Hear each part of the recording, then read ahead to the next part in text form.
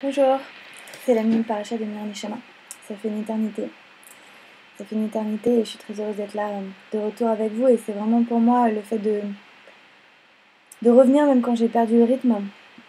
C'est de prendre acte du fait que nous les êtres humains, on ne peut pas garder les choses. On peut que y retourner. On peut que y retourner parce qu'on les perd toujours. C'est vraiment ça la notion de tchouva dans le judaïsme. Reprendre parce qu'on a perdu, reprendre parce qu'on a lâché. Donc où que vous soyez dans vos activités, dans vos engagements, n'hésitez jamais à reprendre quand vous avez lâché un petit peu. Voilà, aujourd'hui on va parler de Pekoudé. Pekoudé, qui veut dire les nombres, et la paracha s'ouvre comme ça sur ces mots. Vaïlé Pekoudé à Mishkan, Mishkan Haïdout. Alors, a priori, on pense qu'on va s'engager dans quelque chose de très technique qui va nous parler de mesures, des mesures du Mishkan, du tabernacle, du temple portatif dans le désert. Déjà, quand on lit en hébreu, surtout en hébreu, ça résonne différemment. Je vous encourage vraiment à lire en hébreu. On apprend beaucoup plus vite que ce qu'on croit l'hébreu. Il y a quelque chose de très très beau, de très poétique dans cette redondance.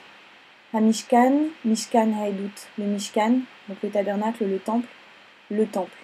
Le temple, Ha-Edout, du témoignage. Vous savez qu'à partir du moment du Sinaï, on n'est plus seulement un klal, un assemblage de gens, on devient des édim, on devient des témoins.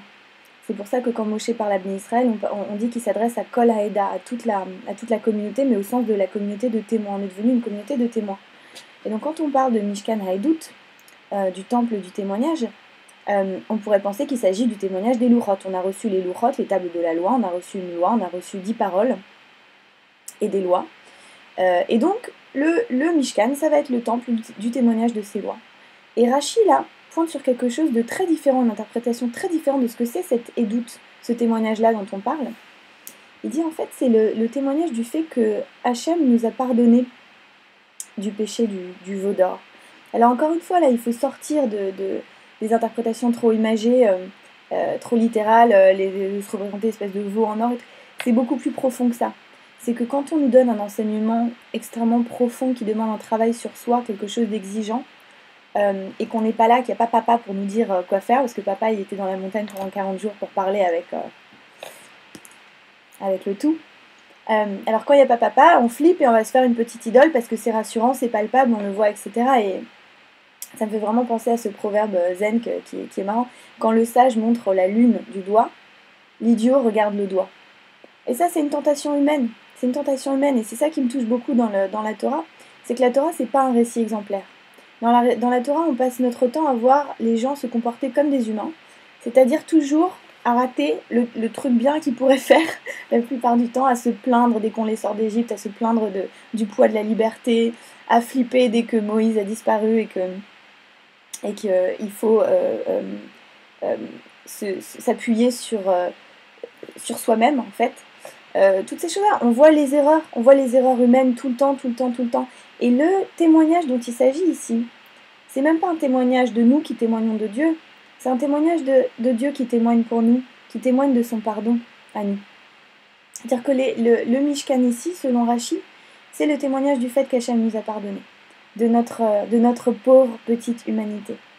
Et je crois que c'est vraiment ce que je garde moi de cette paracha, aujourd'hui, quand je la lis aujourd'hui, c'est le fait de dire peut-être que le judaïsme, avant de se définir comme une religion de la loi, et nous comme des témoins d'une loi, peut-être qu'on peut se définir comme les témoins de cette force de vie-là, qui est capable de pardonner la petitesse.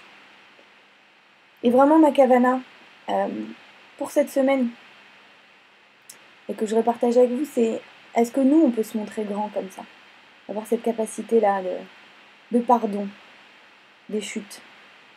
Voilà. Shabbat Shalom, Shabbat Razak Shalom, Chodesh Tov, c'était la mini paracha de Mir Neshama. Vous avez été nombreux dernièrement et j'ai vu beaucoup d'entre vous qui me disaient oh, on adore, on te suit, on regarde, truc machin, mais n'hésitez pas à liker parce que moi j'adore aussi savoir que vous aimez, ça me porte beaucoup, ça m'encourage. Alors si vous voyez, si ça vous plaît, likez, partagez. Et puis surtout Hervé, Nicolas, c'est pour vous, spécial dédicacé pour vous. C'était la mini paracha de Mir Neshama, Shabbat Shalom, Chodesh Tov.